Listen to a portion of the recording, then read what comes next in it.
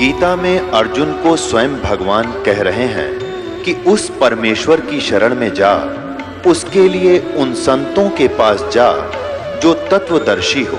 इसी प्रकार हजरत मोहम्मद को उनका अल्लाह कह रहा है कि कोई और पूर्ण परमात्मा है, उसको पाने के लिए उन तत्वदर्शी संत की तलाश कर। वो प्रभु कौन है, ये जानने के लिए कृपया अवश्य सुनिए जगत गुरु तत्वदर्शी संत रामपाल जी महाराज के अमृत वचन। क्या वार्ता करते हैं? कबीर जी से पूछता है धर्मदास से, परमात्मा आपने यहाँ तो एक सिंपल सा शरीर आपका दिख है, एक आम आदमी जैसा, और वहां आपके इसी शरीर की इतनी शोभा थी, यह शोभा यहाँ क्यों छुपा दी? अपने आत्मा जैसे एक कोठी के कमरे में, कक्ष में 1000 वाट की ट्यूब लाग रही हो, एक 500 की हो, 60 की हो, एक 0 वाट का भी बल्ब हो, ट्यूब हो, और जब सारी जगानी है तो सारी जगानी जगमग जगमग हो गया वो कमरा सारा, और सब औरों को बंद करके एक 0 का रख ले तो वो तो विद्वान है, लेकिन वह रोशनी पर्याप्त है, उतनी चाहिए थी उसमें। तो परमात्मा ऐसे अपने बॉडी को, वो शरीर की शोभा वो ऑफ करके प्रकाश की ट्यूब आ जाते हैं उस यहाँ पर। ये क्या बता रहा देखिए, कबीर पुरुष एक वहां छिपाए, कबीर पुरुष तो एक हैं, वहां तो इन्होंने छुपा रखा है। सत पुरुष जगदास कहाए, वो परम पुरुष, वो सतपुरुष ही जग में आके संसार में कबीर दास कहाए। ये तो खुद भगवान है। और धाय चरण गहु अति सुख चाहे, भाग के जब वापस आए तो दौड़ के परमात्मा बैठे फिर उसी रूप में, कबीर रूप में, जिंदा महात्मा चरणों में पड़ के बड़े संख चाहे, बड़ा शर्मिंदा हो गया। धाय चरण गहु अति सुख चाहे, हे प्रभु हम परिचय अब पाए, अब मैं पहचान पाया आपको। यह शोभा कस उहाँ छिपावा, कस नहीं जग में प्रगट दिखावा। अब कबीर साहब से धर्मदास जी ने कहा, ये परमात्मा जो आपकी यहाँ शोभा है तो संसार में आपने वह गुप्त कर रखी है, वहां क्यों छुपा रखी है?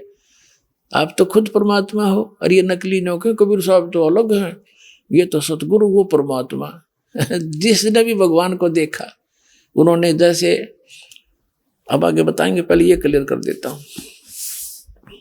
अब ये हम 59 प्रश्न पढ़ रहे हैं ज्ञान प्रकाश के, ये बोध सागर खंड है इसका। अब यहां आगे, यह शोभा कस वहां छिपावा, कस नहीं जग में प्रगट दिखावा। किस लिए आपने जग में प्रगट क्यों नहीं दिखाई, यहां कैसे छुपा लिया आपने? अब परमात्मा बताते हैं, सतगुरु वचन धर्मनी जो वही छवि जग में जाऊं, तो होए विकल निरंजन राऊ। यदि मैं इसी शोभा से इस काल के लोक में चला जाऊं तो इसे तुम्हारे इस भगवान के काल के ज्योति निरंजन ब्रह्म का कलेजा फट जा, और कोई मुझे देख नहीं सके, क्योंकि इस रोशनी को चरम दृष्टि सहन नहीं कर सकती। इसलिए गुप्त अपना हल्का तेज पुंज करके इस विध हम आपको मिलते हैं। धर्मनी जो वही छवि जग जाऊं, तो होए विकल ये निरंजन राऊ। ये काल निरंजन विकल हो जाएगा, दुखी हो जाएगा, इसकी बुरा हाल हो जाएगा। और सब जीव तब मोही लोलावे, और उजड़े भो सब लोक ही जावे। इसका उजड़ जाएगा सारा देश लोक। ताते गुप्त राखो जग भाऊ, और शब्द संदेश जीवन समझाऊं। वो शब्द जिससे मोक्ष होगा वो जीवों को बता रहा हूं मैं। और शब्द परख चिन्ह मोए कोई, गह प्रतीत घर पहुंचे सोई। जो मेरे इस नाम ने ले लेगा वो सतलोक चला जाएगा। कहे कबीर सुनो सुकृत अंसा, दरस पुरुष भेटू चित संसा। अब तुम बेग चलो संसारा, अब जल्दी जाओ संसार में। और जीव चेता हो करो पुकारा, पुकार पुकार के आंखों देखा, डंडोरा पीट दे, मुनादी कर दे, और डोल के डंके पे बता दे सच्चाई को। तो वहां जब इतना सुख देखा, यहाँ का इतना अड़ंगा, यहाँ सुख नाम की वस्तु नहीं। वहां जाकर धर्मदास जी ने हाथ जोड़ दिए और ने बोले, परमात्मा मुझे यहीं रख लो, वो तो बहुत गंदा लोग है। हे दाता, वहां तो एक दिन मृत्यु होनी है, कोई किसी का नहीं। और मुझे यही रख लो। जब परमात्मा ने कहा बेटा ऐसा नहीं रखा जा सकता, तुम यहां से गए थे, तुम परिपूर्ण थे भक्ति से, तुम हंस थे, अब तुम काग बन गए, एक एक पैसे को भटक रहे हो क्योंकि तुम्हारी पूंजी खत्म होगी पुनों की। आपको ऐसा मंत्र दूंगा सतनाम, जिसकी एक सुमरण भी कर लेगा उसका कितनी कीमत हो जाएगी। सतनाम पालड़ रंग होरी हो, 14 लोक चढ़ाव राम रंग होरी हो, 3 लोक पासेंग धर रंग होरी हो, तो ना तुले तुलाया राम रंग होरी हो। कहते एक सतनाम ऐसा दूंगा, श्वास उश्वास से अधिकारी से लेकर इसका सेवन करेगा तो इतनी वैल्यू मिलेगी आपको, उसकी इतनी कीमत है कि यहाँ के एक ब्रह्मांड ने सारे ने एक में धर दे। 14 लोक हैं इस ब्रह्मांड में और 3 लोक ये अलग हैं, पृथ्वी लोक, स्वर्ग लोक और पाताल लोक। कहते इन न तो 5 सिंह रख दे, इनका तो कोई सौदा ही नहीं। और वो 14 लोक एक पालड़े में रख दे तखड़ी के में, और एक में धर दे, एक श्वास उश्वास के सतनाम की कीमत। तो ना तुले तुलाया राम रंग होरी हो, तो भी उसका पलड़ा भारी रहेगा एक सिमरन का। और पुण्यात्मा आप कितने करोगे जब जाकर वहां जाने योग्य हो गए, आप कितने परिपूर्ण थे भक्ति से, कितने खाली हो गए नकली साधनाओं से, इसे खूब अंदाजा लगाया जा सकता है। तो क्या बताते हैं देखिएगा, अब तुम बेग चलो संसारा, और जीव ही चेतो करो पुकारा। धर्मदास जी वचन, हो साहेब अब वहां ना जाही, ए साहेब अब वहां नहीं जाही, ये सुख घर तज कहाँ झुराई। मुझे इसी सुख ने छोड़ के कहाँ जाने की को कह रही हो। यह वही यम देश अपर बल काला, नहीं जानो धोमती होए बेहाला। ये परमात्मा, मैं जब तक नहीं ज्ञान हुआ था तब तो गंध में पड़ा ही था, वो तो काल का लोक है, वहां नहीं जाऊं। वहाँ एक शब्द है, मोहे राख लियो महाराज हमसे बिगड़ी है, मोहे राख लियो महाराज हमसे बिगड़ी है, बिगड़ी है महाराज हमसे, बिगड़ी है महाराज हमसे बिगड़ी है। वहाँ मत भेजो महाराज काल की नगरी है वो, मत भेजो महाराज काल की नगरी है। बहुत रोए परमात्मा का गए। परमात्मा बोले बेटा नो बात बना नहीं, तेरे भाई बहन फंसे पड़े हैं, तो गवाह बनिए मेरा, और ऐसे नहीं रह सकता, मैं तेरे साथ रहूंगा, पल पल मैं तेरी मदद करूंगा। जब तू सतनाम का जाप करता रहेगा और मेरी मर्यादा में रहेगा, तेरा काल कुछ बिगाड़ नहीं सकेगा। तो पुणात्माओं, और ये नकली क्या बताते हैं, वो है वो सतलोक जहाँ सदा सुखी, वह जाने के बाद तुम झांको भी कोई ना इधर को, और चलो सतलोक लो सतनाम। सतगुरुदेव की जय हो।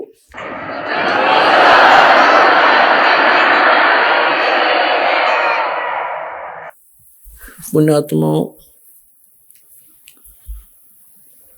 धन भाग हैं आपके, आपको इस समय में मानव शरीर प्राप्त है, नर या नारी का। धन्य है आपके माता पिता जिनसे जन्म हुआ, क्योंकि ये वो प्राइम टाइम है जो परमात्मा ने पूर्व निर्धारित किया था। आज दिन के सत्संग में भी आप जी को यही ज्ञान दिया गया था कि आप जी जिस लोक में रह रहे हो ये लोक ऋण का नहीं है, लेकिन अभी तक इस काल भगवान ने अपने नकली संतों द्वारा, इन झूठे सतगुरुओं द्वारा आप जी को भ्रमित करवा रखा था, और इनके द्वारा बताई गई जो भक्ति विधि और साधना थी वो यूजलेस थी, शास्त्र विधि त्याग का मनमाना आचरण था। जिस कारण से हम इस काल के जाल को न तो समझ सके और ना इससे निकल सके।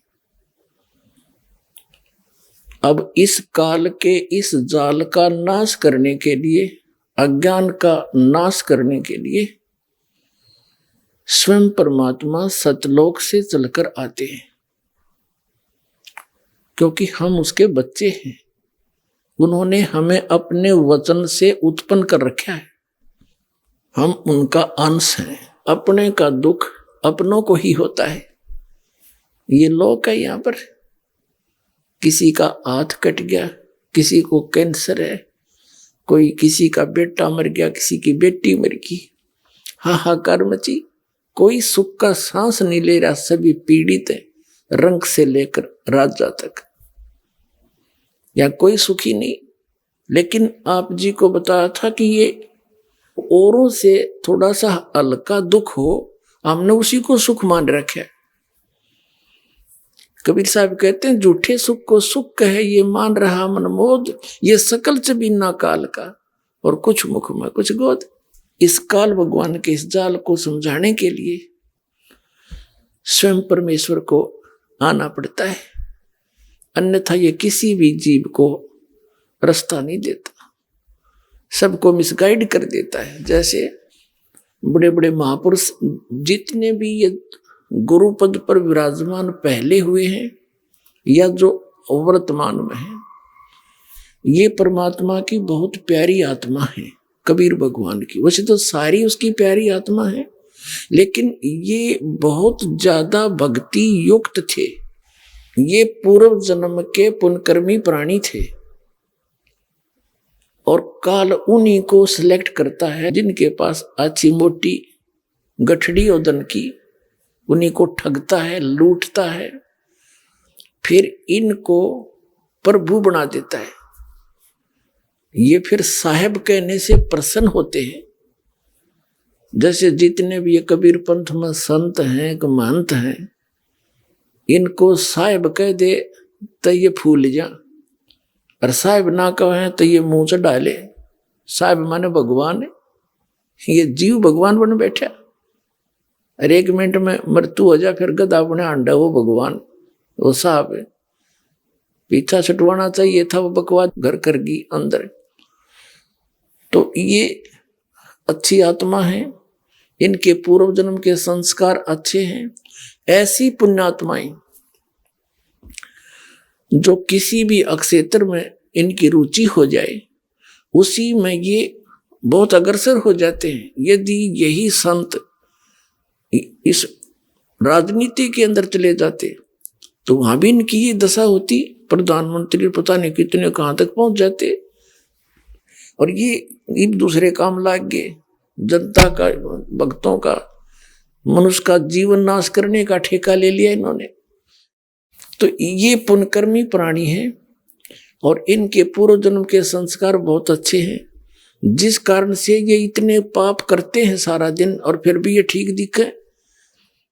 इनके पूर्व जन्म की बैटरी चार्ज है, और जब यह बैटरी डाउन होगी, क्योंकि चार्जर आगे है नहीं, चार्जर का अर्थ है सत्य भक्ति शास्त्र अनुकूल साधना, वो कंप्लीट कोर्स पूरे संत से प्राप्त करके साधना भक्ति करे, तो उसका फिर से बैटरी चार्ज हो जाती है, अर्थात उसके पुण्य स्टार्ट हो जाते हैं संग्रह होने। वो इनके पास है नहीं, और जिसका दुष्परिणाम इनको फिर अंत में भोगना पड़ता है। और आप भी बाहर लाद ले जाते हैं जनता को मिसगाइड करने का, परमात्मा के बच्चों को दिशाहीन करके, उनके अनमोल मनुष्य जीवन को नाश करके, और फिर स्वयं ये प्रेत योनि में जाते हैं या कि तक गधे की योनि भोग रहे होते हैं। ये नकली साहब, ये महंत संत और ये जितने आचार्य और शंकराचार्य और मंडलेश्वर है।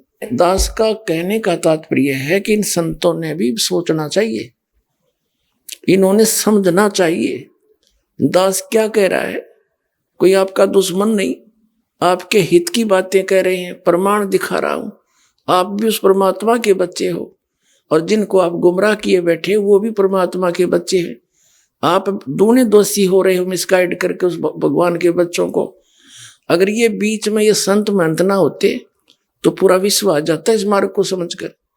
जैसे जो ये राधा स्वामी, धन धन सतगुरु सच्चा सौदाले, और ये जय गुरुदेव और निरंकारी, ये जितने भी, और ये अन्य जितने सतपाल जी महाराज और ये बाल योगेश्वर के जिसने प्रेम जी महाराज,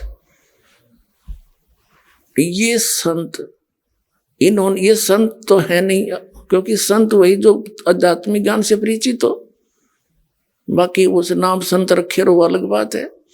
अब इनका जो फंस गए वो क्या करते, जैसे मधु परमहंस और ये जितने भी कबीरपंथी संत महंत, अब जैसे दास इनकी जो अनुभूति है, इन्होंने जो सारे जीवन में जो कुछ भी जाना समझा अनुभव किया वो लिख रखा है। अब इस तरह ये खाक बोलेंगे, इन्होंने जो कुछ कहना सुनना था कह दिया, 10-10, 20-20, 100-100 वर्ष से लग रहे हैं। अब इनके इतिहास दिखा दिए। अब अपने गुरुजी के बारे में जो कुछ भी कोई उस पंथ से संबंधित इस दास के वचन सुनता है तो उनका समाधान वो किससे कराता है? अपने गुरुजी से। अब गुरुजी कैसे स्वीकार करे कि भाई मैंने यू सच्चा है, मैं झूठा हूं? क्यों? उसके आगे, उसके सामने अहम अट जाएगा, ईगो है उसके अंदर। और यह ईगो इस जीव की सबसे बड़ी दुश्मन है। कबीर साहब कहते हैं, राज तजना सहज है और सहज त्रिया का ने, मान बढ़ाई ईर्षा दुर्लभ तजनाइए। अरे इनके तजे बिना भगवान नहीं मिले। अब ये फिर अपने ही गुरुओं से पूछते हैं तो गुरुजी कह देते नहीं, उसको क्या पता। और फिर यहां तक बताते हैं, इस जम्मू वाले ने तो अपने उसमें, इसका जी जागरण पर आता है प्रोग्राम, उसके नीचे बताते हैं ये लिखवा दिया कि मन ने कोई आत्मिक ज्ञान चर्चा नहीं करी। अरे यू बोलन लग रहा दे चौड़े में झूठ बोल रहा है तेरा गजब फेल होए का प्रमाण है इनका कि फेल हो गए, जब न्यू नाटकीय मैंने कोई बात तय नहीं करी। अरे ये वीडियो बोलन लग रही। और उधर से ये कहते हैं हमारा पहला नियम है सच बोलो, सच आप पे ना बोलता है। अब जैसे राधा स्वामी वालों की दास नवा सारी इतिहास दिखा दी और परमात्मा जिन महापुरुषों ने भगवान पाया उससे मेल करा दिया, वो फेल कर दिए। ये कबीरपंथी सारे फेल कर दिए। और जितने भी आचार्य शंकराचार्य थे इनके पास कख ज्ञान नहीं था, इनका इतिहास दिखा दिया जनता को, ये सारे फेल हो लिए। इनके पास जवाब नहीं है तो जनता आज कोई पागल नहीं है।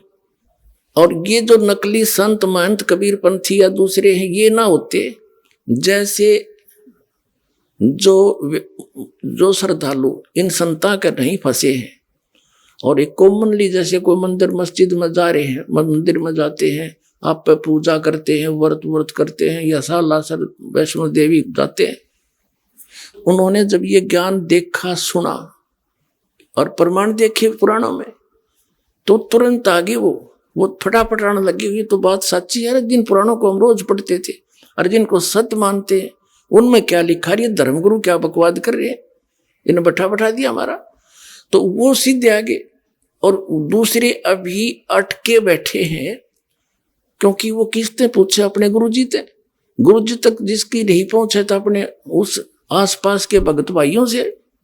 वो भगत भाई वो बांग पी रहे हैं जो उनके गुरुजी ने प्यार रखी है, तो वो इसलिए अभी वो ज्यादा बाधा बन रही है। कुछ दिन और लगेगा, इनकी जड़ निश्चित कति करें की तरह काट के दर दूंगा और फिर आप पा जाएंगे बाज गए। अब ये जितने भी पंथ हैं ये इनकी जड़ दिखा दी दास ने। जैसे पहले हम छोटे छोटे थे, वर्षा के दिनों में ये पौधे उग जाते थे, आम के पौधे की तरह, नीम का पौधा। तो हम क्या करते थे, उन पौधों को वहां ऐसे बहुत ज्यादा उग जाते थे एक स्थान पर, उनको वहां से निकाल कर मिट्टी से अपने खेतों में दूसरे स्थानों पर लगाने के लिए लेकर चलते थे। और किसी पौधे की मिट्टी हट जाती जड़ों की तो दूसरे ये कहा करते, तेरे पौधे की जड़ राम ने देख ली, अब यूं ना लगे सूखेगा। तो वो ऐसा ही होता था, क्योंकि एक खेत से दूसरे खेत में जाते इतने 1.5 घंटा लग जाता, उस जड़ा मिट्टी थी नहीं, वहां लगाते हो सूख जाता। तो दास ने इन सभी पंथों की जड़ दिखा दी राम ताई, अब ये सारे सूखेंगे। अब जैसे कोई बड़ा पेड़ हो ना और वो टूट के भी गिर जा जड़ समेत, तो महीना 20 दिन तो उसमें फिर भी हरे पत्ते रह जाया करें, पर वो दिया कंडे में, तो ये सारे से कर दिए, थोड़े दिन में सारे सूख जाएंगे और भगतात्मा जान जाएंगे। खकता इनके पास, इतना अनमोल जीवन नाश कर दिया, 3-3 4-4 पीढ़ी डबो दी इन राधा स्वामी वालों ने, इन कबीर पंथियों ने। तो पुण्यात्माओं, सत्संग किसे कहते हैं? सत्संग वो है जिसमें केवल सत्य बताई जा, झूठ का समावेश ना हो। और इनके पास सारी झूठ, सतनाम की चीज नहीं इनके पास कोई भी, तो वो सत्संग नहीं है। अब सत्संग का अर्थ है परमात्मा की महिमा, परमात्मा की गुण बताई जा, कि परमात्मा कैसा है, कौन है, कहाँ रहता है, और परमात्मा की हम खोज कर क्यों रहे हैं, उससे हमें लाभ क्या होगा, ये सारा ज्ञान। और फिर वो भगवान मिल प्राप्ति कैसे होगी, तो ये सब मिलाकर सत्संग कहलाता है। अब जैसे अब दास जो सत्संग जिस उद्देश्य से कर रहा है, इस दास का उद्देश्य है कि आप जी को जहां जहां आप लगे हुए हो और उस संत या महंत या पंथ को और उस ज्ञान को सत्य मानकर पहले उन्हीं से परिचित कराऊं कि आप किस वस्तु को, लाल को, कौड़ी को आप लाल लिए फिर रहे हो, और ये सब प्रमाण रह कर देने का दास का उद्देश्य है कि आपको इतना ट्रेंड कर दूं कि आप स्वयं परख लो और नकलियों ने छोड़ दो। जैसे एक समय एक नगर में 2 बनिए रहते थे, 2 वैसे, तो उनमें से छोटे भाई की मृत्यु होगी। 2 भाई थे और छोटे भाई के 2 लड़के थे।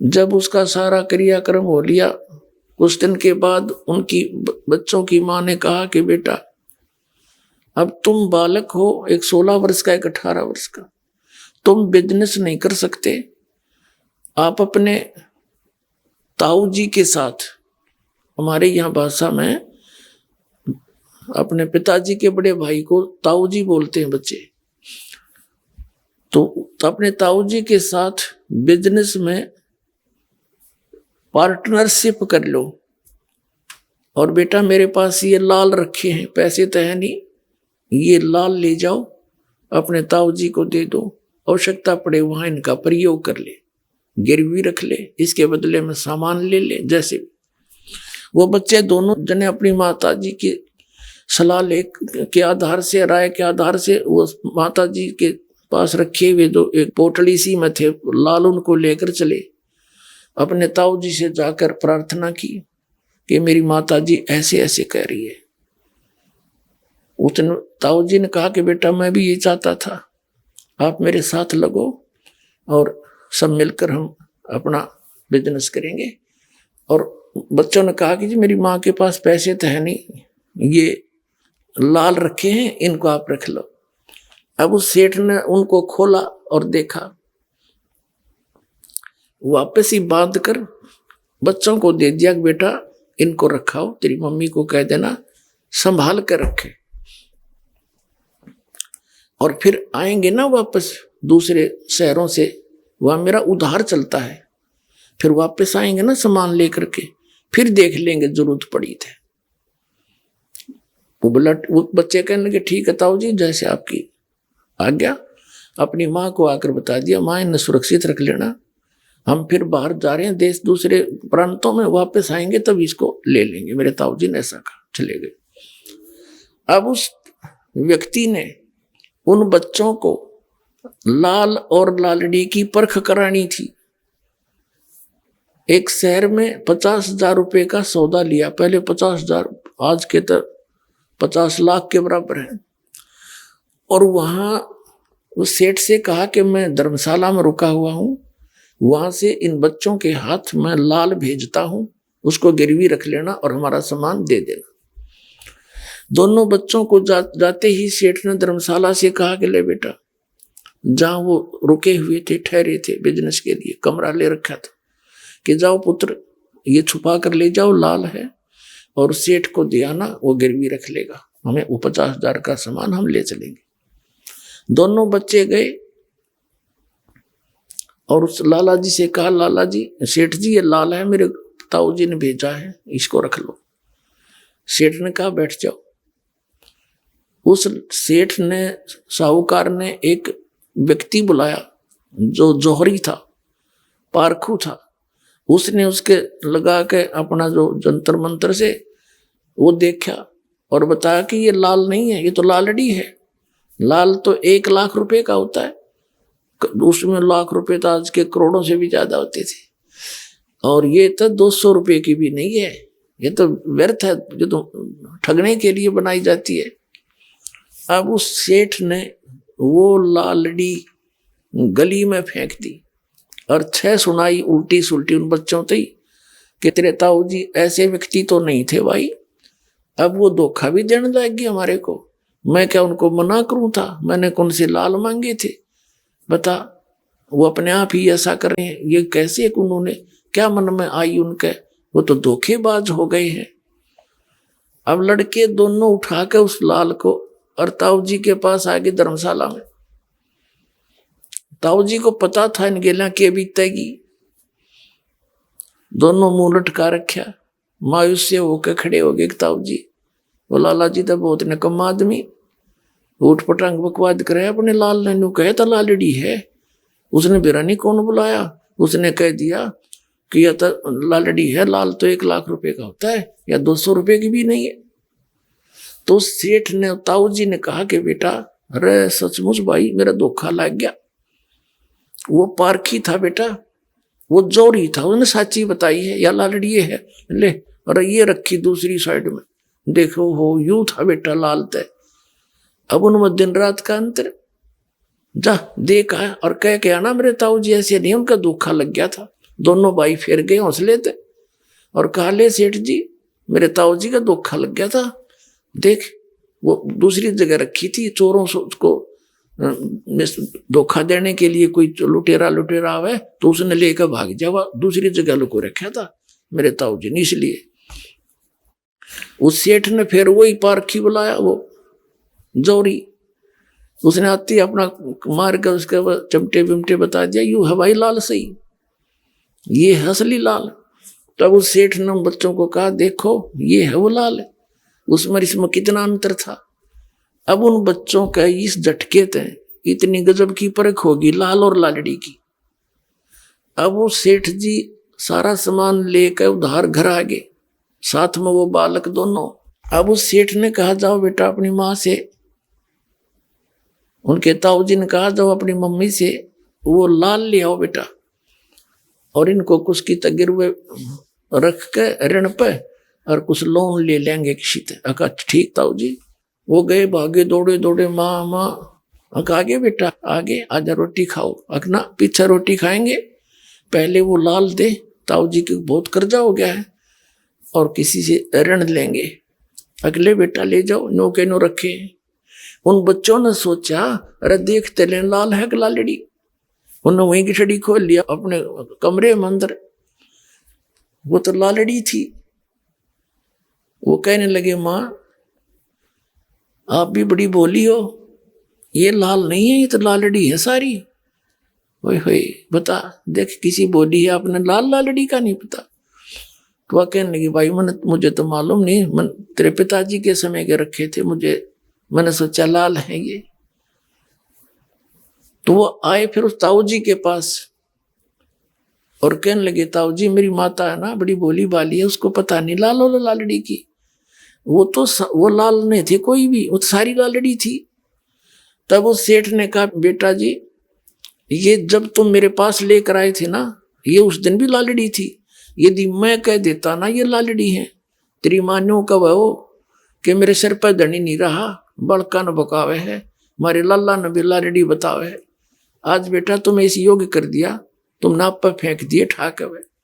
तो पुणात्माओं दास आपको वो पारखी बनाना चाहता है। इन नकलियों ने सब न छोड़ के और लाल ग्रहण कर ले, आके अपना कल्याण कराओ, धनी हो भक्ति का, आपका मोक्ष आपके परिवार का मोक्ष होगा। और एक बार ये सभी, ये जितने भी नकली पंथ हैं ये खत्म तो होंगे, क्योंकि परमात्मा का वचन है कबीर साहब का। जब ये सभी पंथ ये होंगे, अभी घना टाइम ना लग गया इसमें, आते इतना इंटेलिजेंट मानव है, इंटरनेट तक बना लिए, सैटेलाइट ला बैठे, जो बिना करण का काम था उसमें लाग गए, परमाणु बना लिए और ऊपर अंडे गिरा हुआ धक्के खाते। बताओ खाकी खो क्या के है बता। ये अपना जो पीछा छुटाना है, या भक्ति करके चलेंगे सतलोक में, ये बनावांगे असली, ये विज्ञान है जो तत्व ज्ञान, इसको समझेंगे, इस तरफ सब डाइवर्ट होंगे एकदम। अब जिस विकास को आज वर्तमान में ये देश सभी कंट्री मान रहे हैं कि जिसके पास आजकल अधिक टेक्निक है वो अवाम उड़ रहा है वो देश साइंस के अंदर। और 2 वर्ष वर्षा ना हुई ना, ये सारी साइंस धरी धराई रह जाएगी। और ये इंटरनेट और ये टीवी अड़ को देखनिया नहीं पावे, जहाज खड़े खड़े जरेंगे उन एयरपोर्टों पे, को बैठनिया नहीं रहे। जो काम करने का था उसने भूले बैठे, ये बकवादों में लग गए। 1 मिनट में ना जाने के बिजली गिर जा, भूकंप आ जावे, अक्षेत्र का अक्षेत्र नष्ट हो जावे, फ्लड आ जावे। ऐसे लोग में हम ये बकवाद करने लगे इकट्ठी। तो अब इतना समझदार इंसान है, संकेत समझने वाले बच्चे हो गए, छोटे छोटे बच्चे, और कितना समझदारी से यहाँ आते हैं, सारी आरती तक याद कर रहे हैं छोटे छोटे बच्चे, गर्भ में उनको परमात्मा की भक्ति मिल रही है। तो ये पुण्यकर्मी प्राणी अब परमात्मा यहाँ आपके घरों में प्रकट करेगा। पहले तो दास ऐसी व्यवस्था करेगा, आपने इस माया की जरूरतें नहीं रहेगी। ऐसे ढंग से आपका सिंपल लिविंग स्टेटस बनाया जाएगा। और ये बेमतलब की परंपराएं हमने बना रखी है। एक बेटी ब्याहना मुश्किल हो जाता है एक व्यक्ति ने, अरे मायाधारी मस्करों ने इतनी ये बकवाद की परंपरा बना दी है, वो सब खत्म करी जाएंगी और केवल परमात्मा पर विश्वास किया जाएगा, बच्चों का भी। और लड़की का विवाह एक बिल्कुल सिंपल वे से करेंगे। बेटी को हमने कैर बना लिया, इतना अच्छी और शरीफ होती है लड़की, और उसको हमने अपना दुश्मन बना लिया, गर्भ में मारने लगे सिर्फ इसलिए अपनी कुपरंपराओं के कारण कि दहेज देना पड़ेगा। हमने दहेज लेना नहीं देना बिल्कुल नहीं, केवल एक कन्या देनी होगी, रोटी भी आश्रम में खुआवांगे उन्हें, और ले जा भाई बेटी ब्याह दी, बस अपना कमाओ और तुम्हारे घर पे खाओगी।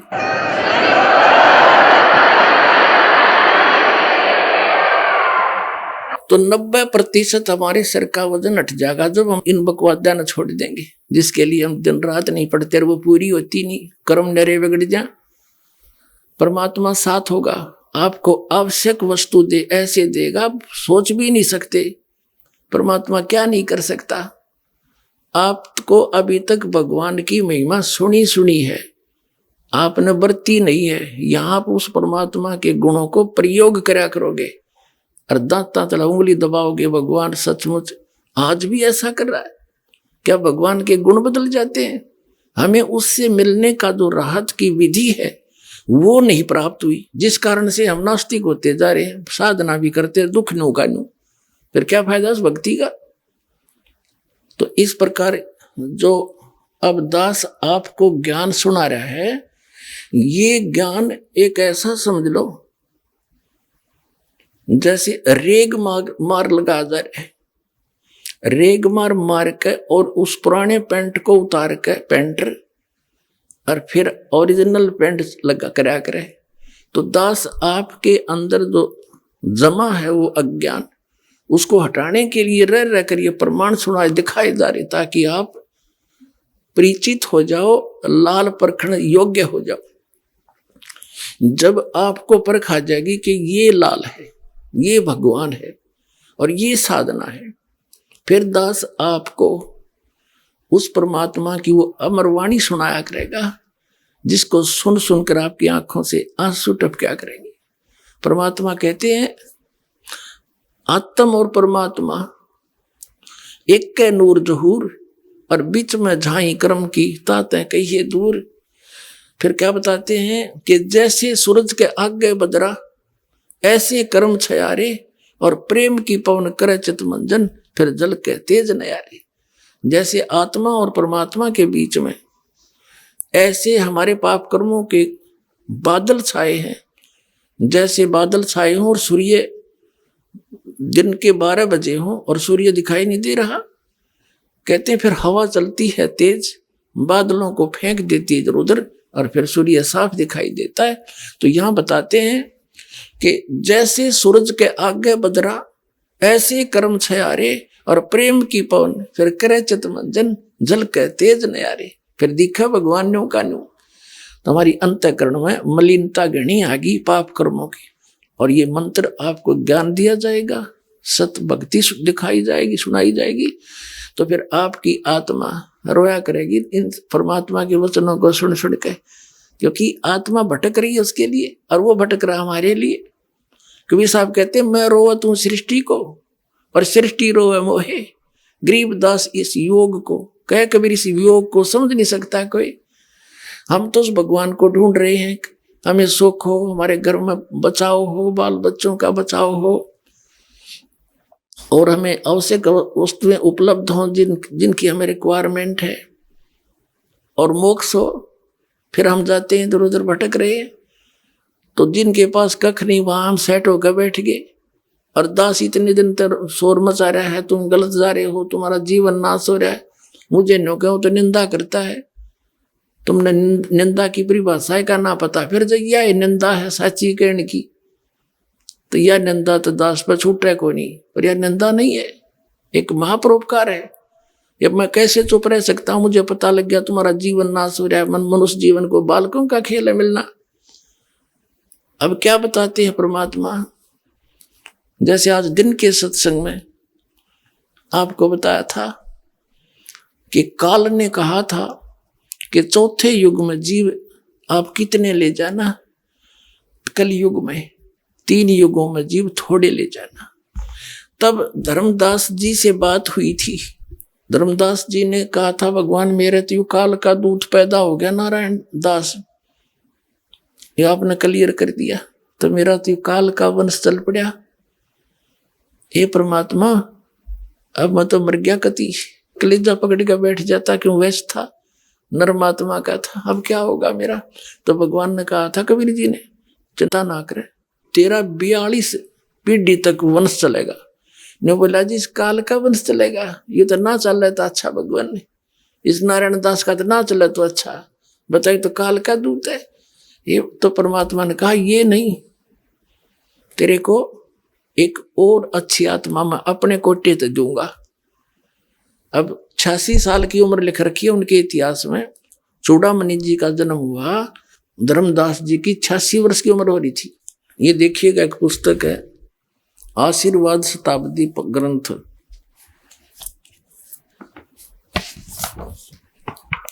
ये देखो सतनाम कितना बुढ़ा लिख रखा है, कितने अच्छे ढंग से, कख नहीं पता है सतनाम का, ये दामा खेड़ा वालों का है। ये देखिए,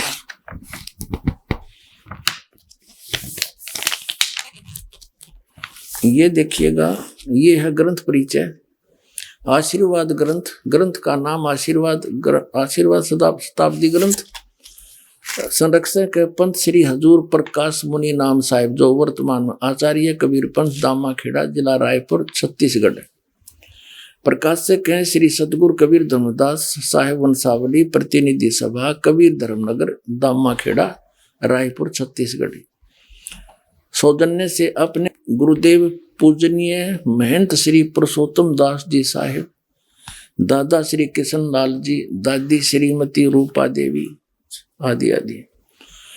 अच्छा, फिर है लेख किसका है, पंत श्री गिरंद मुनि नाम साहेब, डॉक्टर पार्शनाथ श्री महेंद्र सिंह वर्मा, प्रवचन है पंत श्री प्रकाश मुनि साहेब। ये सारा कुछ इनका लिख रखा है। मुद्रक है विजय लक्ष्मी ऑफसेट नागपुर दूरभाष इतने इतने। और ये है वर्तमान में दामाखेड़ा के अंदर प्रकाश मुनि नाम के कबीर धर्मनगर दामाखेड़ा शताब्दी वर्ष पर शुभकामनाएं। ये श्री प्रकाश मुनि जी महाराज हैं। ये सन 2004 में इन्होंने कोई ये छापे हैं। अब इसमें क्या लिखा है ये देखिएगा। यहाँ लिखा, इधर तो इसमें धनी धर्मदास जी बैठे हैं, इनका फोटो लगा रखा है। यहाँ इन्होंने प्रमाण दिया है धनी धर्मदास जी साहेब सतगुरु कबीर साहिब के अनन्य भक्त एवं परम शिष्य धनी धर्मदास साहिब जी कबीर पंथ के आधार शिला है। धनी धर्मदास जी साहिब के माध्यम से ही सतगुरु का अखंड ज्ञान और अथाह अनुभव सर्वसुलभ हो पाया। स्वयं की ही नहीं बल्कि जन जन की पीड़ा ने धनी को व्याकुल बना दिया। अब यहां देखते हैं, यह है कसौधन वैश्य कुल में पैदा हुए धनी धर्मदास जी साहिब का जन्म बांधवगढ़ विक्रमी संवत 1452 की कार्तिक पूर्णिमा के दिन गुरुवार को हुआ था। संवत 1452 यानी 1395 में उनका जन्म बताया। सन 1395 गुरुवार को हुआ था। आपके बचपन का नाम जुड़ावन प्रसाद। आपका विवाह संवत 1480 में पत्थरटा ग्राम की जादोमती देवी की सुयोग्य कन्या सुलक्षणा देवी अर्थात पंथ की माता आमीन से हुआ और आपके एक पुत्र व एक पुत्री भी हुए। अपार संपत्ति होते हुए भी आप निर्भमानी थे। संवत 1518 में व्यापार व तीर्थ आंटन के दौरान मथुरा में सतगुरु से प्रथम भेंट ने आपको एहसास दिलाया कि आपके पास सब कुछ होते हुए भी आप नाम धन से वो खाली है। विक्रमी संवत 1520 में काशी में हुई दूसरी मुलाकात ने आपको सदा के लिए सतगुरु के अनुगामी बना दिया। यहाँ बताते हैं, इसी वर्ष आप सतगुरु को काशी से बांधवगढ़ लाए, आरती कर दीक्षा पाए 1520 में, विक्रमी संवत 1520 में, और सर्वभावेन समर्पित हो गए। सतगुरु कबीर साहिब ने आपको आत्मसात किया और सतनाम धन के साथ अटल 42 वंश का आशीर्वाद दिया। इसके फलस्वरूप विक्रमी संवत 1538 में आपके घर द्वितीय पुत्र के रूप में चूड़ामणि नाम साहिब का प्राकट्य हुआ और 1540 में सतगुरु ने एकोत्री चौका का विधान रचा और आपको पंथ का आदेश दिया। सतगुरु के हर आदेश का पालन करते हुए आप विक्रमी संवत 1568 के फागुन के मास में जगन्नाथपुरी में सतगुरु के हाथों का परवाना ग्रहण करके लोक को गमन किया। अब कहने का भाव यह है, इनका जन्म हुआ विक्रमी संवत 1452 में और दूसरा पुत्र 1538 में हुआ। 1538 48 वर्ष तो वो ले लो उधर से पहले वाले और 38 ये जोड़ दो, 48 और 38 86 वर्ष हो गए। 86 वर्ष की उम्र हो गई थी जब धर्मदास जी की उस समय परमात्मा ने कहा कि तू चिंता ना करे, मैंने तेरे को 42 पीढ़ी दे दी, तेरा वंश रहेगा, वंश 42 रहे, तेरा अंश रे। अब धर्मदास जी कहने लगे, हे भगवान, यूं तो काल का दूत नारायण दास और 86 साल की उम्र मेरी, अब परमात्मा क्या होगा कि तेरा एक संतान होगी मेरे आशीर्वाद। अब या उसका गला उतरे नहीं, 86 साल की उम्र होगी, अरे अब संतान होगी, ना भी नहीं करे और यश भी नहीं करे। परमात्मा अंतर्यामी थे कि यह पेट इसका विश्वास दृढ़ नहीं हुआ और वृद्ध गणा हो रहा, कदे मृत्यु को प्राप्त हो जाए, इसका इतना अटड़े कौन हो रहा है। तब परमेश्वर कबीर जी ने ऐसे आशीर्वाद किया, ऐसे सतलोक से एक बालक आया, उसके आंगन में लेट गया, हाथ पैर मारे, नवजात शिशु। अग देख धर्मदास, 10वें महीने तेरी पत्नी के गर्भ से ये बालक जन्म होगा, तेरा जच्चो चाहे ना जच्चो। ने बोला जी जच गीत है। जब इसी लीला देखी और फिर वो लड़का वापस, बच्चा वापस कर दिया, आत्मा गई। 10वें महीने आमिनी के पेट गर्भ से चूड़ामणि जी का जो है जन्म हुआ, उसको मुक्तामणि नाम साहिब भी कहने लगे। तो कबीर परमात्मा ने धर्मदास जी से कहा था कि भाई ये पहला मंत्र देना सिर्फ 5 नाम का, ये और मंत्र भी डिस्क्लोज ना करना, सतनाम ये 2 अक्षर का और सार शब्द। धर्मदास मेरी लाख दुहाई, ये सार शब्द कहीं बाहर ना जाए। सार शब्द ये बाहर जो पढ़ी या बिजली पीडी हंस नहीं तरही। अब धर्मदास तो पक्के थे, जो कह दिया सतगुरु ने आ फाइनल है। फिर परमात्मा कबीर जी ने उनके पुत्र चूड़ामणि से, जब वो छोटी उम्र के थे, तो उस समय उनसे कहा कि उनको आदेश दिया कि ले बेटा ये 5 नाम जाप करना और आगे अपने उत्तराधिकारी को भी ये देना और उसी को यही आदेश देना, ये नाम जाप करता रहे। ठीक है। फिर कबीर परमात्मा ने कहा धर्मदास जब तेरी 6ठी पीढ़ी आओगी ना, तब ये 5 नाम भी समाप्त हो जाएंगे, काल वहां झपट्टा देगा और मेरा वचन ना खाली जाई, ये मैं सच्ची कह रहा हूं। तो धर्मदास चिंतित हो गया कि हे परमात्मा फिर ये मेरे बालक कैसे पार होंगे, वंश तो आपने दे दिए तक 42 पीढ़ी, तो ये बच्चे पार कैसे होंगे दाता। तो परमात्मा वो बहुत चिंतित हो गया। तो परमेश्वर ने कहा कि इस काल ने कहा था मैं 12 पंथ चलाऊंगा नकली, कबीर पंथ के, कबीर जी के नाम थे। उन 12 पंथों में से जो 12वां पंथ चलेगा गरीबदास का होगा। उस गरीबदास वाला पंथ जब चल चुका होगा, उस गरीबदास वाले पंथ से यानी गरीबदास जी से मेरी महिमा की वाणी पुनः प्रकट होगी और उसमें गरीबदास वाले पंथ में आगे चल के मैं ही आऊंगा। जब 5500 वर्ष बीत जाएंगे न कलयुग ने, उस समय आप देखना और सब पंथों को खत्म करूंगा, सच्चा ज्ञान बताऊंगा और सभी पंथों को खत्म करके एक पंथ चलाऊंगा, तो सारा विश्व नाम लेगा, सारे पार करूंगा उस समय के। तो तेरे वंश भी हो जाए बेटा, पार क्यों चिंता करता है। तब धर्मदास का दिल डटया ने बोला भगवान आज तो ऐसे नेक आदमी हैं और अभी ना मान रहे आपकी बात ने, आप तो कह रहे हो कि आगे तो घोर कलयुग आएगा, तब कैसी बात बनेगी। तो परमात्मा ने कहा या चिंता छोड़ दे, ये मेरा काम है और जो मैं आज बोल रहा हूं ना यह बात है, ये उसमें सच्ची होएगी कि पूरा संसार मेरी शरण में होगा और मेरा ही ज्ञान पूरे विश्व में रह जाएगा।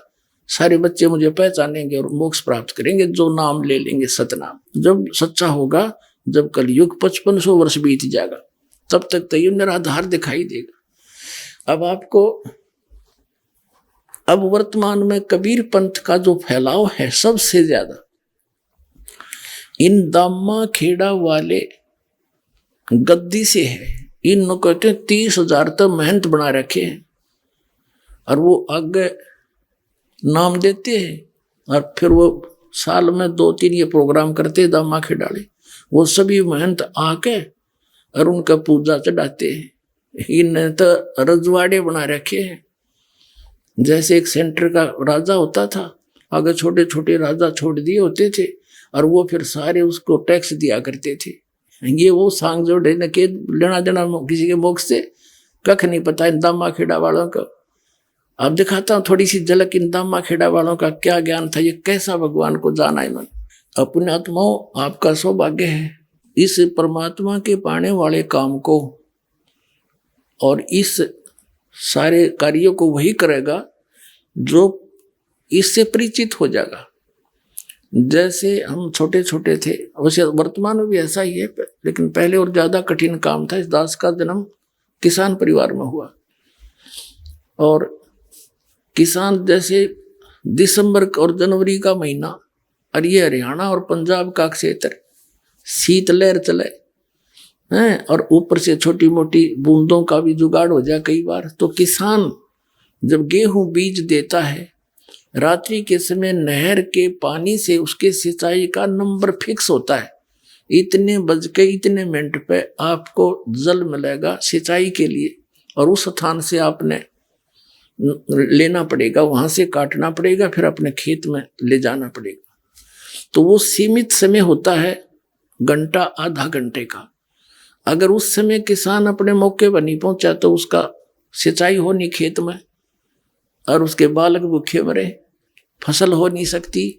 तो वो जिस समय हम रजाइयों में बढ़कर चारों तरफ से दाब के कमरे के अंदर सो रहे होते हैं, वो किसान क्योंकि वो परिचित है, यदि आज मैंने थोड़ा सा आलस कर दिया और सिंचाई नहीं की अपनी फसल की, मेरे बालक भूखे मर जाएंगे और मैं निर्धन हो जाऊंगा। तो वो परिचित है उस प्रोसेस से, वो तुरंत उठकर चल देता है, चाहे नमूनिया हो और चाहे कोई सांप काटे, कुछ भी हो, वो उस काम न करके छोड़ेगा और सफल हो जाता है। और वहां जाके कंबल को भी उतार के रख देता है, जब पानी में बढ़ के कस्सी से मिट्टी डालता अपने खेतों में पानी लगाने के लिए। तो पुण्यात्माओं, वो व्यक्ति इस काम को करेगा।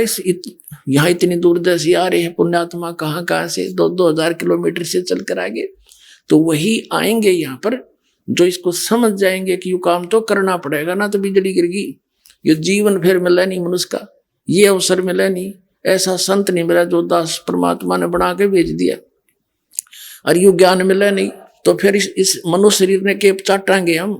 ईसा एक गद्दारी साहब मनुष्य जिसने भक्ति नहीं करी, फिर वो सारा दिन लद्दा अंडाइयो, फिर अपने माया जोड़ में लद्दा फिरता है।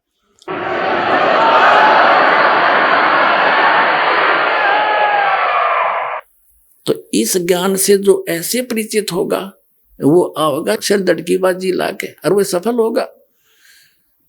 अब ये कितना बढ़िया मौसम, ना घनी सर्दी ना गर्मी, और इसका थोड़ा सा लाभ उठाएंगे। अब हम आपको घंटा आध घंटा फालतू अधिक समय ज्ञान देंगे, ये बार बार समय मिलता है। सोचा था संग जन्म हो गए, कुत्ते बन के गली में सोवांगे, कोई ना सोने दे, आता जाता मारे लठ ट्या ट्या करते भागते हंडाएंगे।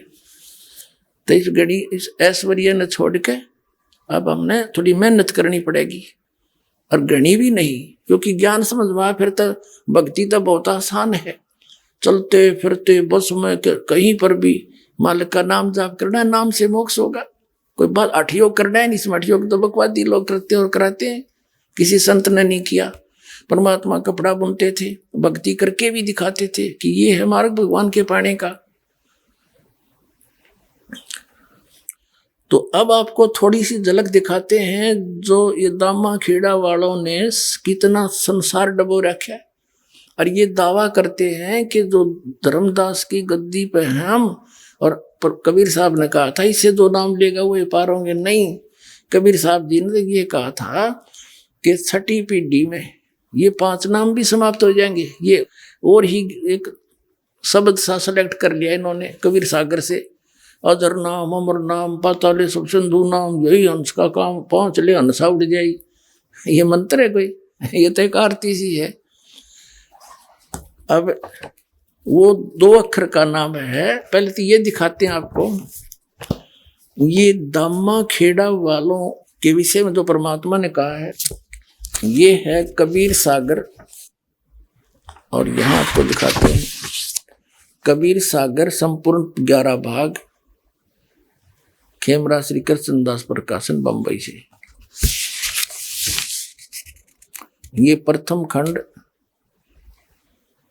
कबीरपंथी भारत पथिक स्वामी युगलानंद विहारी द्वारा परिष्कृत मुद्रक के प्रकाशक हैं खेमरा श्री कृष्णदास, अध्यक्ष श्री वेंकटेश्वर प्रेस, खेमरा श्री कृष्णदास मार्ग मुंबई से।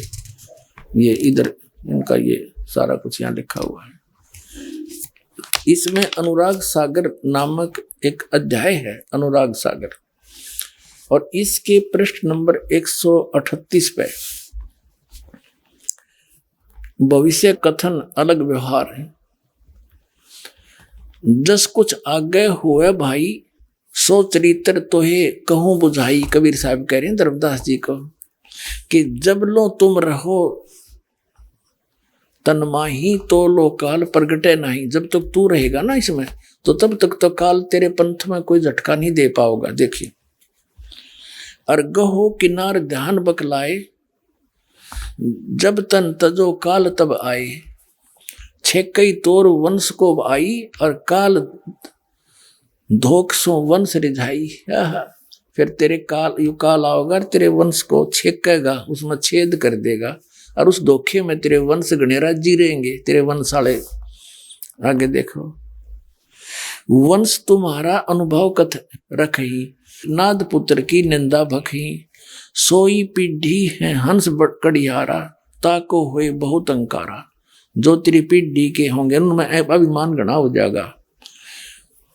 कड़ियारा, स्वार्थ आए चिन्ह न पावे,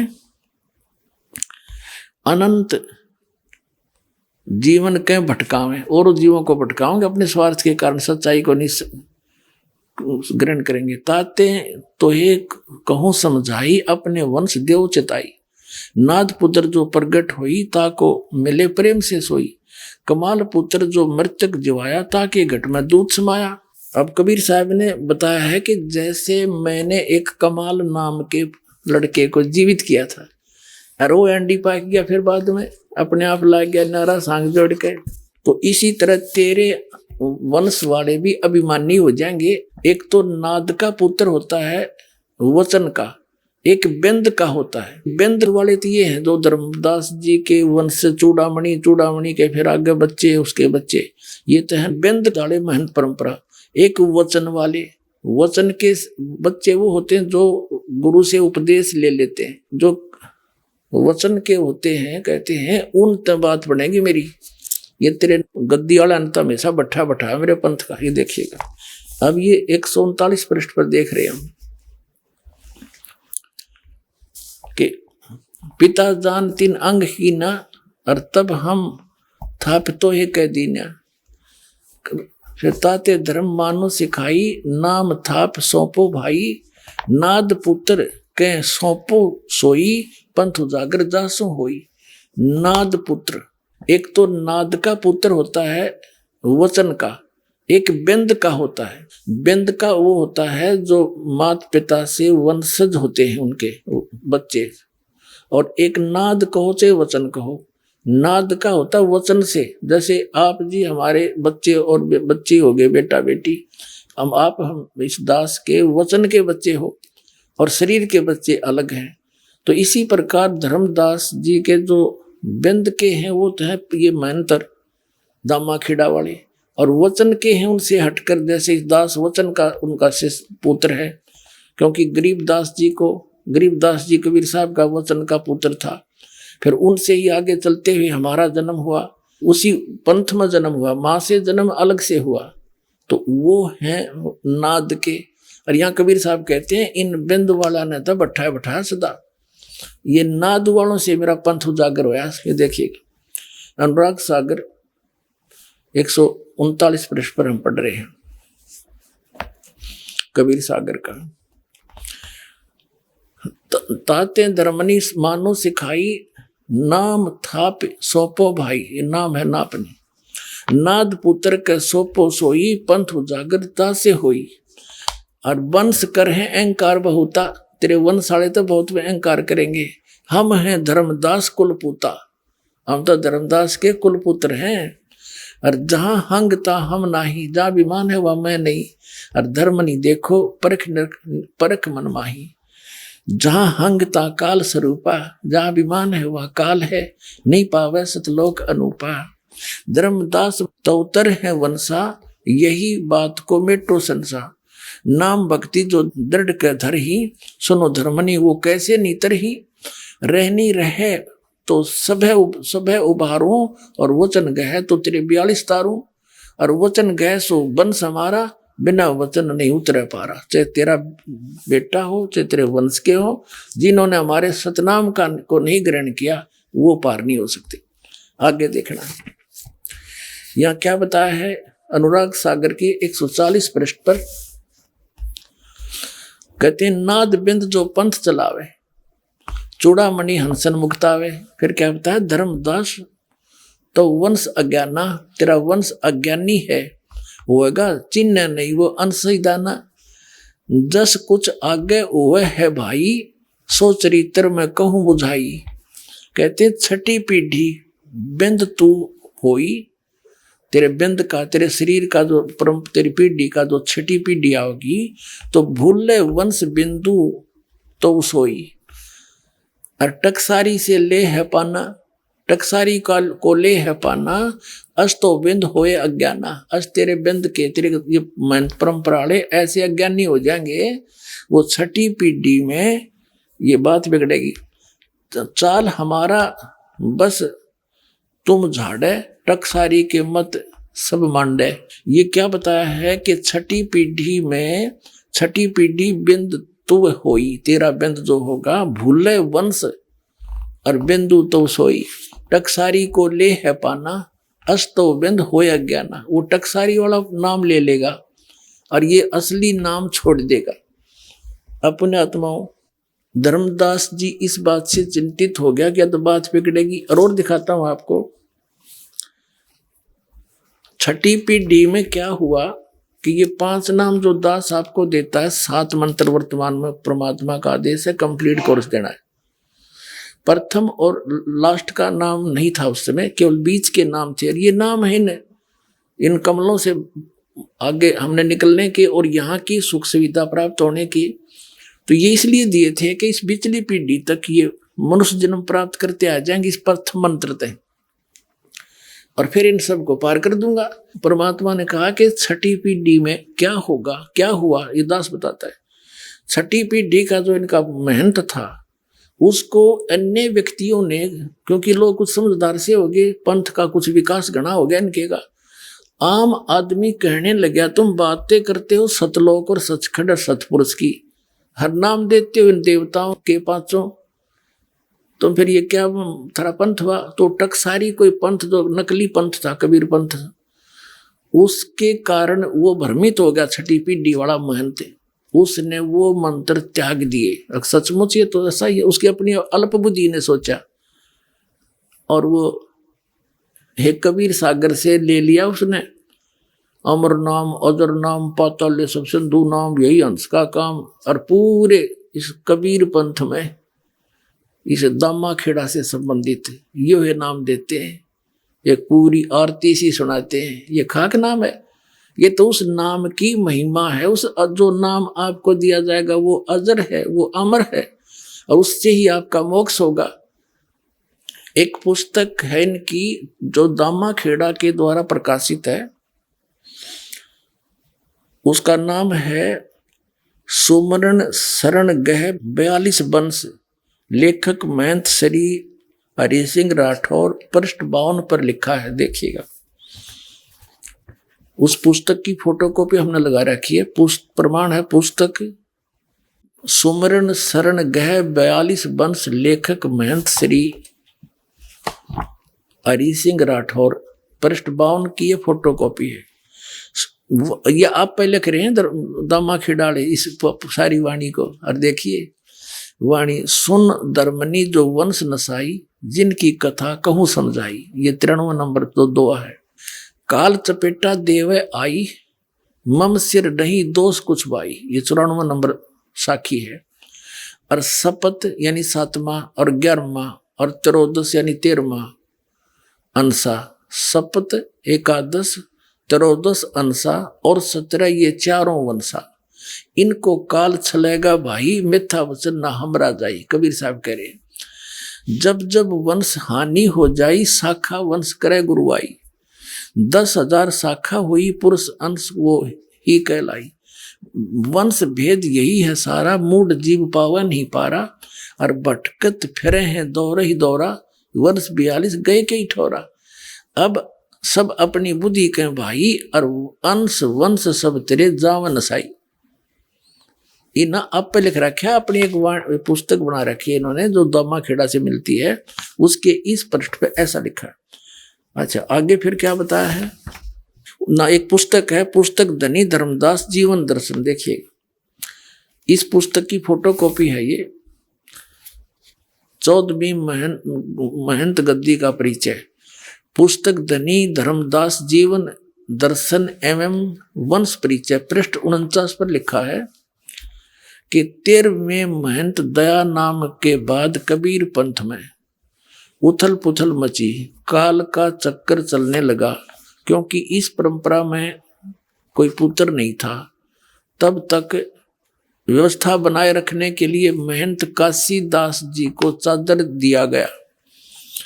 कुछ समय पश्चात काशीदास ने स्वयं को कबीर पंथ का आचार्य घोषित कर दिया तथा खरसिया में अलग गद्दी की स्थापना कर दी। यह देख तीनों माताएं रोने लगी कि काल का चक्कर चलने लगा। बाद में कबीर पंथ के हित में 2.5 वर्ष के बालक चतुर्बुद्ध साहिब को बड़ी माता साहिब ने गद्दी सौंप दी, जो गर्दमनी नाम साहिब के नाम से प्रसिद्ध हुए। अब सुन लेना, इनके सारे इतिहास दिखा दूंगा आपके सामने के सांग था।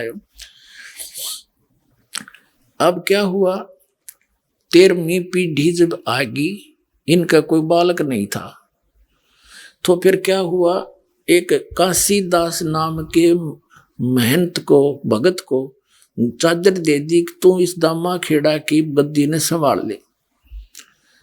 उनके फिर बाद में हो गया एक बालक। जब वो लड़का 2.5 साल का हो गया और काशीदास ने पता लग गया तेरी गद्दी खिसकेगी, ये बालक हो गया 10 वर्ष के बाद इसने बैठा देंगे 10-15 साल में। वो वहां से आप भाग गया और उसने खरसिया नामक शहर में जाकर अपने आप को आचार्य घोषित कर दिया कबीर पंथ का, कि मैं उस गद्दी ने यहां ठा लिया। उधर से उनने क्या सोचा, 2.5 साल के बालक को और गद्दी पे बैठा दिया। माता ने बेटा बैठा दिया महंत गद्दी पे और वो बन गया संत। उन्हें कक्का बेरा नहीं, ये न्यू बैठा रखा है। और वो कौन बना, वो गर्द मुनि नाम साहिब, जो श्री प्रकाश मुनि साहिब के जो वर्तमान में गद्दी में बैठा दामा खेड़ा, उसका पूज्य पिताजी। अब उधर खरसिया का थोड़ा इतिहास उड़ा दो। खरसिया से एक उदित नाम साहिब का एक संत ने आकर के काशी के अंदर लहर तारा तालाब जहां परमात्मा प्रकट हुए थे, वहां आकर अपना न्यारा चिमटा गाड़ दिया, वहां डेरा बना दिया। उस उदित नाम साहिब वाली गद्दी पर वर्तमान में एक अर्ध नाम साहिब, पहले विजय शास्त्री नाम था उसका, अब वो अर्ध नाम साहिब वहां गद्दी पर बैठा दिया। और उन का पता नहीं, उनसे प्रश्न करा किसी ने कि सृष्टि रचना सुनाइयो। ने बोले परमात्मा के आदेश से काल ने 3 लोग रच दिए भैया सृष्टि रचना। अरे थारा गजब भैया, या तो ऐसी सृष्टि रचना है जैसे एक लड़का इंटरव्यू देने गया था। इंटरव्यू लेने वाले ने कहा, पूछा भाई महाभारत याद है तेरे? कहा जी उंगलियां पे याद है मेरे। तो 5 पांडवों के नाम बता।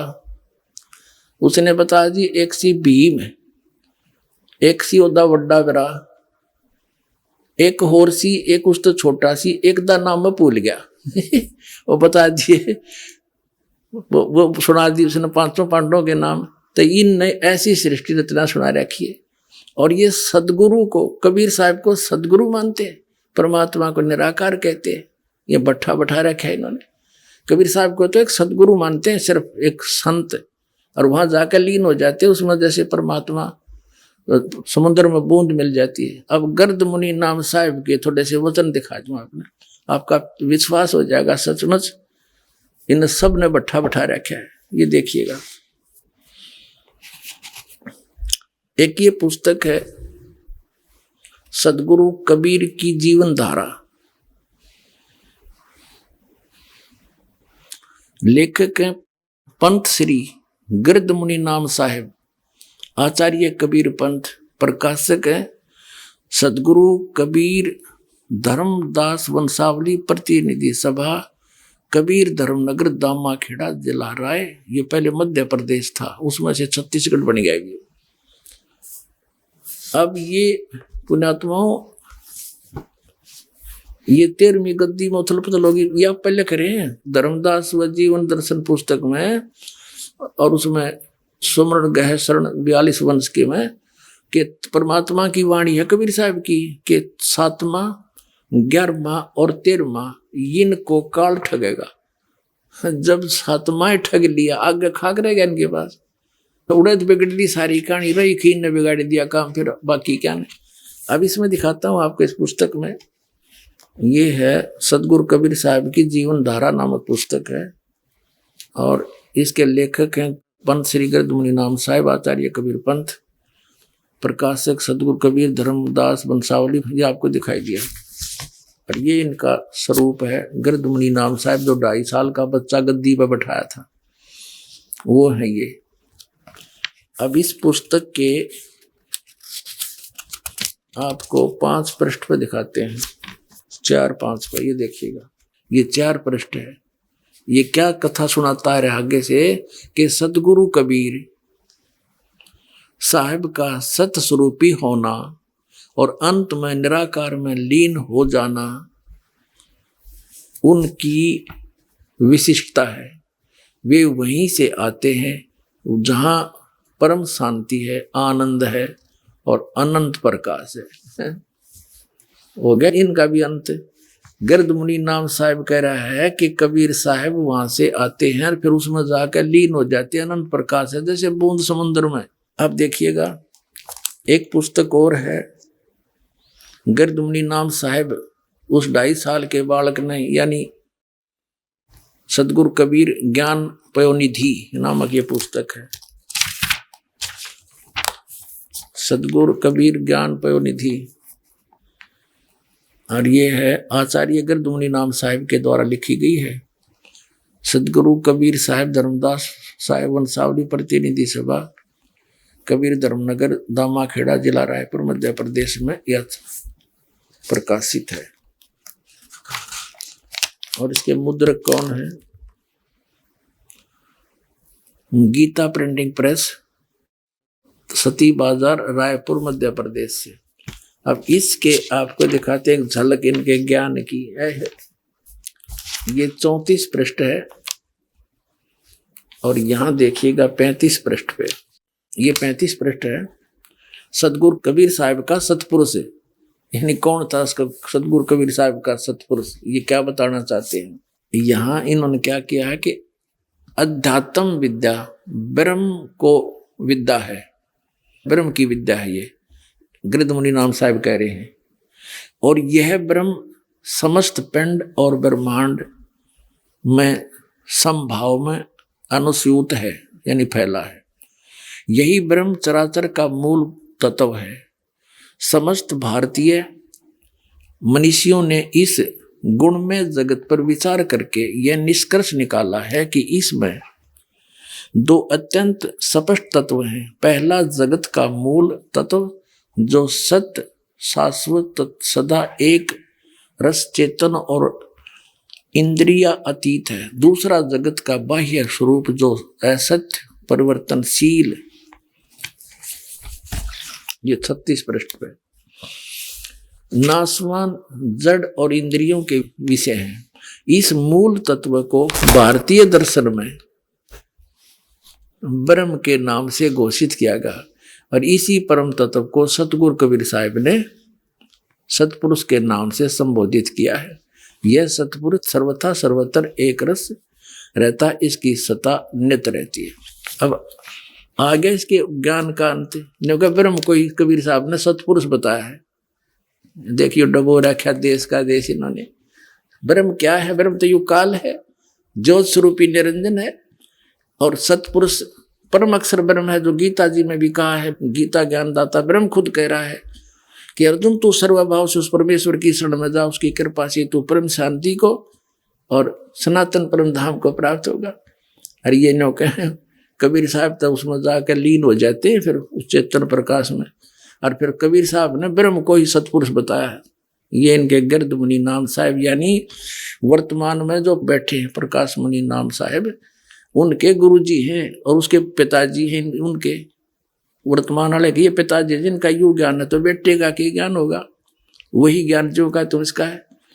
इसके सत्संग सुने, उसके प्रवचन पर रखे उसने, नो का नो वो एज इट इज उसने सारा वर्णन कर रखा है। तो बैठा दिया ना पूरे मानव समाज का।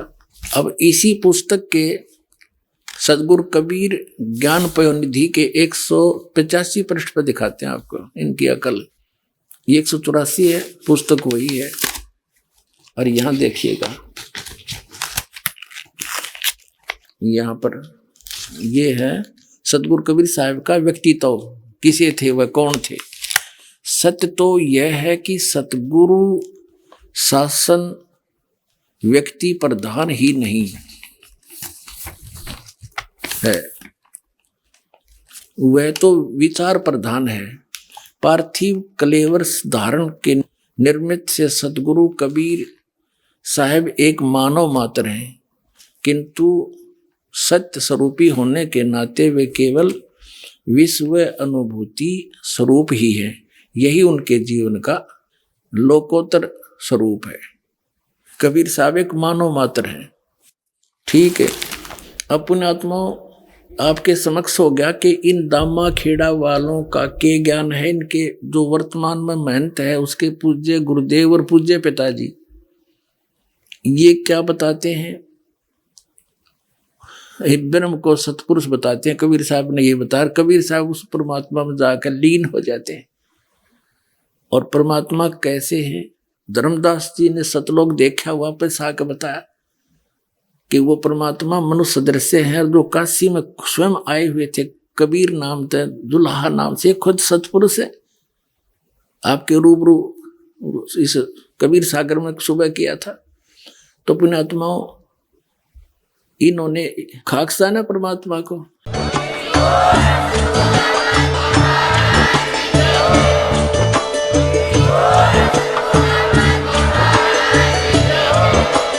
आप सुन रहे थे जगत गुरु तत्वदर्शी संत रामपाल जी महाराज जी के मंगल प्रवचन। अधिक जानकारी के लिए विजिट कीजिए हमारी वेबसाइट www.jagatgururampalji.org। संत रामपाल जी महाराज जी के शुभ आशीर्वाद से पूरे विश्व भर में 500 से भी ज्यादा नाम दीक्षा केंद्र हैं, जिन पर संत रामपाल जी महाराज जी द्वारा ऑनलाइन निशुल्क नाम दीक्षा दी जा रही है। अपने नजदीकी नाम दीक्षा केंद्र का पता करने के लिए संपर्क करें 8222880541।